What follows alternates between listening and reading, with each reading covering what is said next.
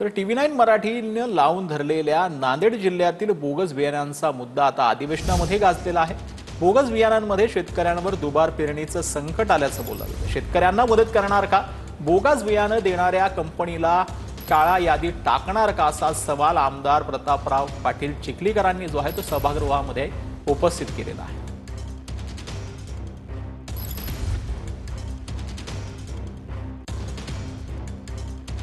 Bogus बियाणे त्या ठिकाणी देण्यात आलेलं आहे।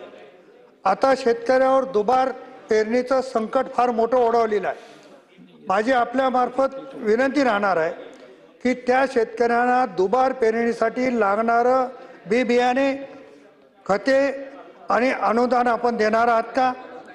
ज्या कंपनीने बोगस बियाणे दिले त्या कंपनीला काळ्या यादीत टाकणार आहात का? त्या कंपनीकडून शेतकऱ्यांची म्हणजे शेतकऱ्यांना मदत देण्याच्या संदर्भातली आपली भूमिका आहे का? हा अतिशय महत्त्वाचा प्रश्न या निमित्ताने विचारतो। ज्या लोकांनी बोगस बियाणे दिले, मग या कंपनीच्या संदर्भात असो की या कंपनी, या सर्व लोकांवर कायद्याच्या तरतुदीनुसार कठोर कारवाई करण्याची प्रक्रिया पुढील 1 महिन्यात